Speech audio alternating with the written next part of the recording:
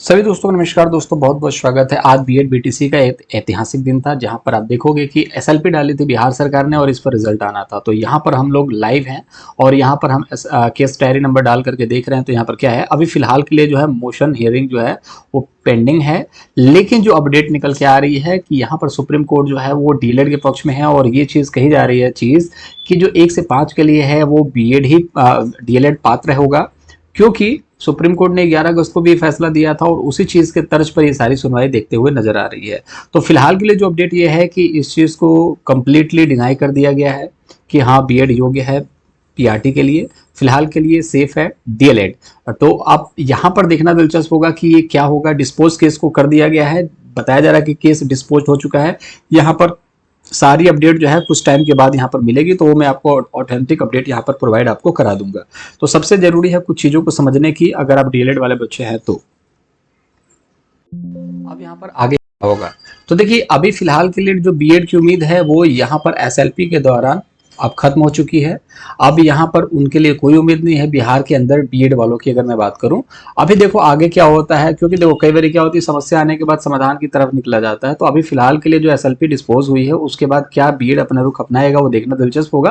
लेकिन फिलहाल के लिए जो खतरे की घंटी है ना वो बीएड के पक्ष में है, न कि डीएलएड। तो डीएलएड वाले अब इंतजार के हैं, इस इंतजार में है कि यहाँ पर जल्द से जल्द रिजल्ट डिक्लेयर कर दिया जाए, केवीएस का भी और बिहार का भी, ठीक है। और जिसका जिसका सिलेक्शन हो उसको जॉब दे दी जाए दिवाली में एक तोहफा।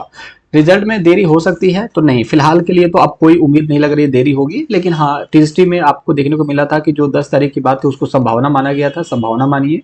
तो हो सकता है 1 हफ्ता डिले हो जाए, लेकिन उससे ज्यादा डिले देखने को नहीं मिलेगा।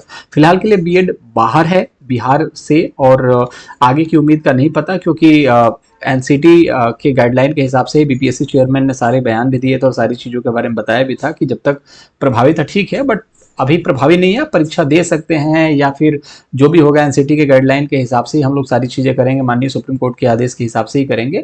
तो कुल मिला जुलाकर देखा जाए तो उम्मीद यहाँ पर ना के बराबर है। अब आगे क्या होगा उस चीज़ को देखना दिलचस्प होगा कि क्या होगा, इस केस में क्या नया मोड़ लेता है, ठीक है।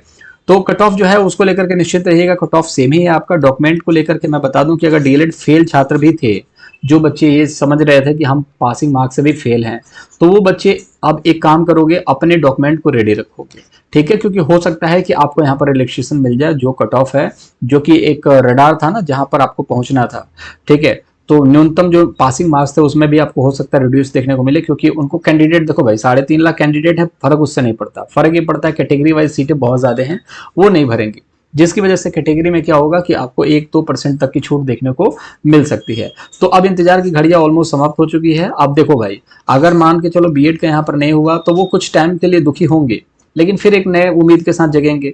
तो ऐसा ही होता लाइफ में भी, अगर आपका सिलेक्शन नहीं होता तो फिर थोड़ा सा निराशा लगेगी, कट ऑफ से बाहर हो जाओगे, निराशा लगेगी, लेकिन एक उम्मीद के साथ, नई एनर्जी के साथ दोबारा से प्रयास करोगे। यही तो जीवन है, ठीक है। आप जो चाहोगे वही सब चीज तो नहीं मिल सकता, पॉसिबिलिटीज तो है नहीं, ठीक है। तो आपका यहाँ पर एक चीज समझने वाला है कि फैसला बीएड के पक्ष में नहीं आया, अभी फिलहाल के लिए उम्मीद खत्म है। आगे क्या होगा वो उसकी तैयारी बीएड वाले बच्चे करेंगे, देखेंगे आगे उनको क्या करना है। रिजल्ट 16 को नहीं, लेकिन 23 या 25 तारीख तक पॉसिबिलिटीज है कि रिजल्ट देखने को मिल जाएगा, ठीक है। और कट ऑफ जो है ऑलमोस्ट सेम रहेगा। इंतजार की घड़ियां समाप्त हो चुकी हैं, अब निश्चिंत रहिए और अपने डॉक्यूमेंट को लेकर के प्रिपरेशन करिए कि डॉक्यूमेंट आपका सही होना चाहिए, एफिडेविट बनवा लीजिए, तसल्ली रखिए।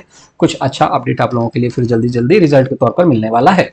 तो ये रही पूरी अपडेट। चैनल को अब तक सब्सक्राइब नहीं करा, क्योंकि ऑथेंटिक अपडेट मैं यहाँ से देता हूँ, लेकिन आप लोग सब्सक्राइब नहीं करते, सब्सक्राइब कर लीजिए। वीडियो को लाइक कर दीजिएगा अगर अपडेट अच्छी लगी हो तो। कमेंट बॉक्स में अगर कोई पूछना है तो बता सकते हैं। अपना बहुत ज़्यादा ख्याल रखिएगा। Bye bye.